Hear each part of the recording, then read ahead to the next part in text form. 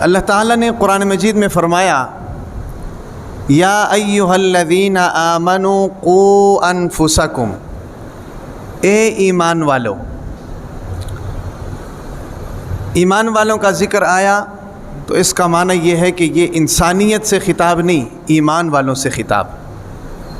اگر انسانیت پوری انسانیت سے خطاب ہوتی تو یا ایھا الناس ہوتا، یا ایھا الذین آمنوا ہے، اس کا مطلب یہ ہے کہ یہ ایمان والوں سے خطاب ہے۔ قرآن مجید کا جو اسلوب ہے نا جی، اور خاص کر یہ جو آیت کا ٹکڑا ہے یا ایھا الذین آمنوا، اے ایمان والو، یہ قرآن مجید میں کئی جگہوں پر آیا ہے۔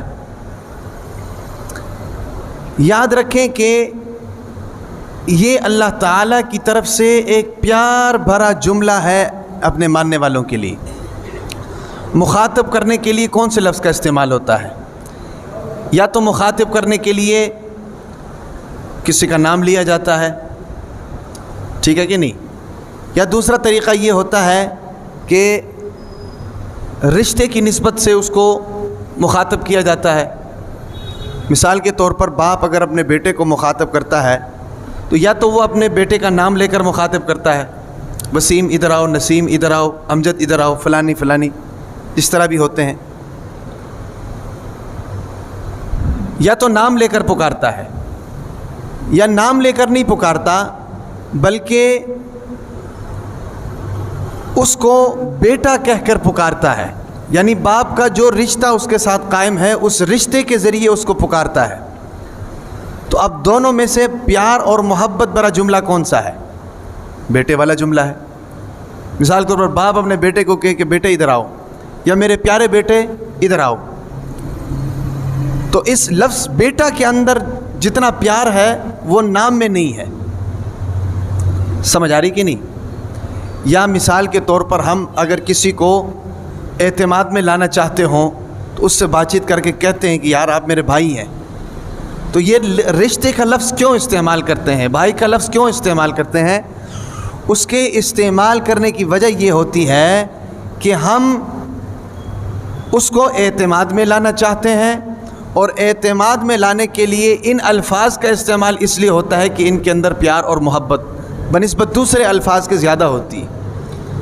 یا کسی کے ساتھ انٹروڈیوس کروا رہے ہوتے ہیں کسی کو تو بتاتے ہیں کہ یہ میرا فلانا رشتہ دار ہے، یہ میرا کزن ہے بھئی، یہ میرا چھوٹا بھائی ہے، یہ میرے والد صاحب ہیں۔ تو اس رشتے کے لفظ کے اندر جو ہے یہ بنسبت دوسرے الفاظ کے زیادہ پیار اور محبت ہوتی ہے۔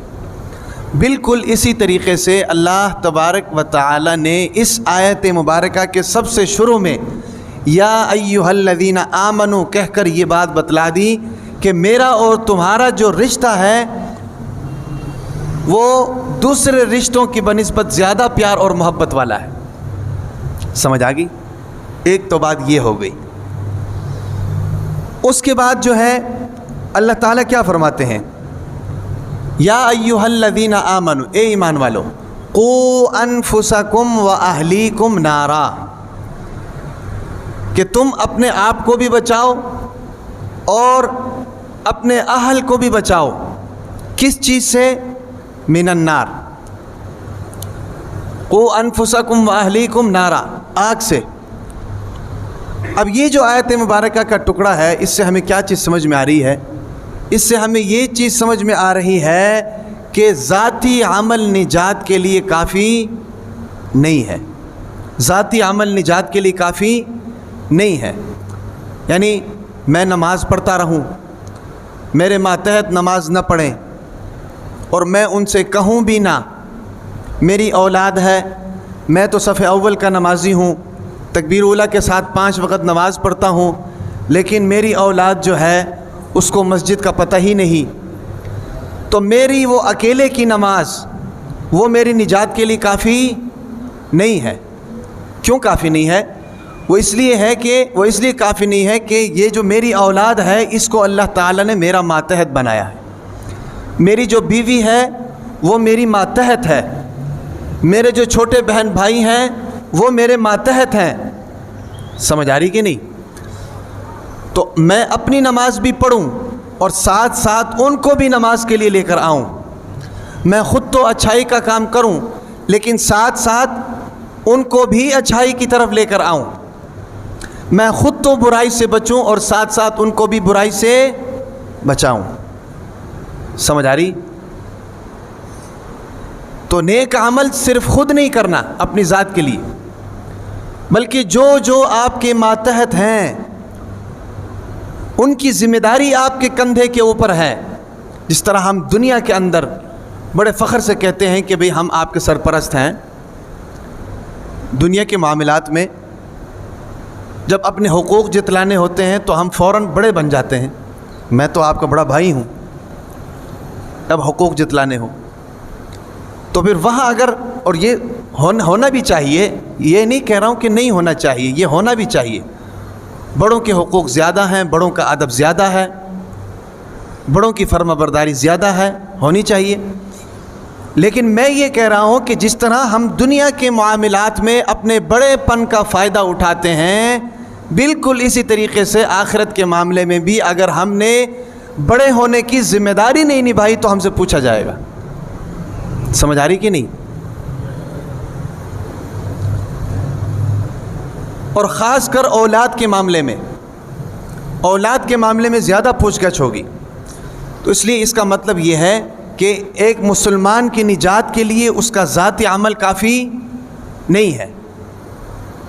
اگر کوئی شخص یہ سمجھتا ہے کہ میں ساری زندگی نمازیں پڑھتا رہوں، حج کرتا رہوں، زکوٰۃ دیتا رہوں، فرائض اور نوافل ادا کرتا رہوں تو ٹھیک ہے، اس کا عمل قابل قبول ہے، اس کو اس کا ثواب بھی ملے گا، لیکن ساتھ ساتھ اس کے ماتحتوں کے بارے میں بھی پوچھا جائے گا. تم اپنے گھر میں نمازی تھے، کیا تمہارے بچے نماز پڑھنے آتے تھے؟ تم برائیوں سے بچتے تھے، کیا تم نے اپنی اولاد کو برائیوں سے بچایا؟ تم نیک تھے، اللہ کے فرما بردار تھے، ٹھیک ہے، ہمیں تو کوئی شکایت نہیں ہے اس معاملے میں. تمہاری بیوی یا تمہارے بچے غلط کاموں کی طرف جا رہے تھے، بے حیائی کی طرف جا رہے تھے، اللہ تعالیٰ کی نافرمانی کر رہے تھے، کیا تم نے ان کو روکا ٹوکا؟ اور روکنے ٹوکنے کے بعد کس حد تک کوشش کی کہ تم ان کو جو ہے وہاں سے نکال کر اللہ تعالیٰ کے ساتھ ان کا تعلق جوڑو؟ کس حد تک تم نے کوشش کی؟ اس کا سوال ہوگا، اس کے بارے میں پوچھا جائے گا. سمجھ آ رہی کہ نہیں؟ ایک بستی کے بارے میں اللہ تعالیٰ نے یہ فیصلہ کیا کہ اس کو تباہ کرنی ہے، اس بستی کو تباہ کرنا ہے. فرشتوں کو بھیجا، فرشتوں نے آ کے دیکھا کہ ایک مسجد کے اندر جناب ایک عابد ہے، نمازیں پڑھ رہا ہے، صبح سے لے کر شام تک نمازیں پڑھ رہا ہے، اللہ کے ساتھ تعلق بڑا مضبوط کیا ہوا ہے. فرشتے بڑے پریشان ہوئے کہ اس بستی میں تو ایک اللہ والا بھی ہے. اللہ تعالیٰ نے بیٹا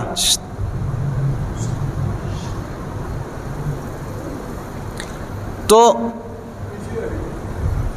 اللہ تعالیٰ نے اس بستی کے بارے میں اس کو تباہ کرنے کا فیصلہ کیا. تو فرشتوں نے یہ دیکھ کر حیرانی کا اظہار کیا کہ یا اللہ، یہاں پہ تو ایک آپ کا بڑا مخلص بندہ ہے جو ہمیشہ آپ کی عبادت میں لگا رہتا ہے. اللہ تعالیٰ نے کیا فرمایا؟ اللہ تعالیٰ نے فرمایا کہ اس بستی کو اٹھا کر اس شخص کے اوپر مارو، اس بستی کو اٹھا کر اس شخص کے اوپر مارو، پہلے اس کو مارو پھر بستی والوں کو ہلاک کرو. اس کی وجہ کیا تھی؟ اس کی وجہ یہ تھی کہ وہ خود تو عبادت کر رہا تھا لیکن اس کے محلے دار اس چیز سے غافل تھے. خود تو اللہ کی معرفت اس کو مل گئی تھی لیکن محلے داروں کو اللہ تعالیٰ کے ساتھ نہیں جوڑا ہے. خود تو اللہ تعالیٰ کے ساتھ تعلق بنا رہا ہے لیکن اولاد کا تعلق اللہ تعالیٰ کے ساتھ نہیں تھا. سمجھ آ رہی کہ نہیں؟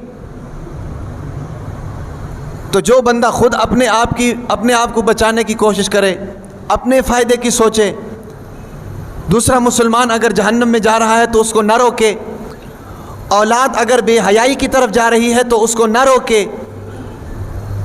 تو اس کے بارے میں سوال ہوگا. سمجھ آ رہی کہ نہیں؟ اس کے بارے میں سوال ہوگا قیامت کے دن. اللہ تعالیٰ نے جو یہ رشتے بنائے ہیں، یہ رشتے ایسے نہیں بنائے ہیں، ان کے بارے میں قیامت کے دن پوچھا جائے گا. اللہ تعالیٰ نے جو ہمیں اولاد دی ہے اس اولاد کے بارے میں قیامت کے دن پوچھا جائے گا. آخر اولاد کی محبت میں ہم کتنا گرفتار ہوتے ہیں. جس کے گھر میں بیٹی نہیں ہے یا جس کے گھر میں بیٹا نہیں ہے، آپ ان کے تصورات کو دیکھیں، آپ ان کے تاثرات کو دیکھیں، سمجھ آ رہی کہ نہیں؟ ہمیشہ ان کی دعاؤں میں یہی چیز ہوتی ہے، یا اللہ نرینہ اور صالح اولاد عطا فرما، بیٹی نہیں ہے یا اللہ بیٹی عطا فرما، یہ اللہ کی رحمت ہے، سمجھ آ رہی کہ نہیں؟ یہ دنیا کی عظیم دولت ہے اولاد، ماں باپ کے بڑھاپے کا سہارا ہے، اور ماں باپ کو جنت میں لے کر جانے کا یہ ذریعہ اولاد ہے۔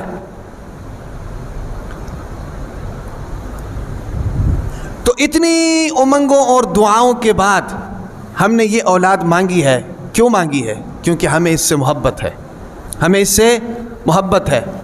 تو کون یہ چاہے گا کہ جس اولاد سے ہمیں محبت ہے وہ اولاد کل کو ہمیں جہنم کا ایندھن بنائے، کل کو ہمارے سامنے کھڑی ہو جائے، اللہ تعالیٰ کے سامنے کھڑی ہو جائے کہ یا اللہ یہ لوگ تھے، انہوں نے ہمیں جناب دنیا کے تمام کام کرنے کا کہا اور ہم نے کیا، یہ ہمیں نیک بننے کا کہتے تو ہم وہ بھی بن جاتے، تو اس میں قصور تو سارا ان کا ہے۔ اگر ہمارے اعمال کی وجہ سے ہمیں سزا ہو سکتی ہے تو ہمیں اس نہج تک پہنچانے والے یہ ہمارے ماں باپ ہیں، سب سے پہلے ان کو ڈالو، سمجھ آ رہی کہ نہیں؟ تو اتنی امنگوں اور پیار محبت کے بعد یہ اولاد کو حاصل کرتے ہیں، تو پھر ہونا یہ چاہیے کہ اس اولاد کی تربیت اچھی ہونی چاہیے، اس اولاد کی تربیت اچھی ہونی چاہیے، نیک ہونی چاہیے، تاکہ کل قیامت کے دن وہ اولاد ہمارے لیے باعث نجات بنے، سمجھ آ رہی کہ نہیں؟ تو میں یہ کہہ رہا تھا کہ ذاتی عمل نجات کے لیے کافی نہیں ہے۔ اللہ تعالیٰ نے اس آیت مبارکہ میں یہی فرمایا، قُوا أَنفُسَكُمْ، اپنے آپ کو بچاؤ، وَأَهْلِيكُمْ، اور اپنے ماتحتوں کو بچاؤ۔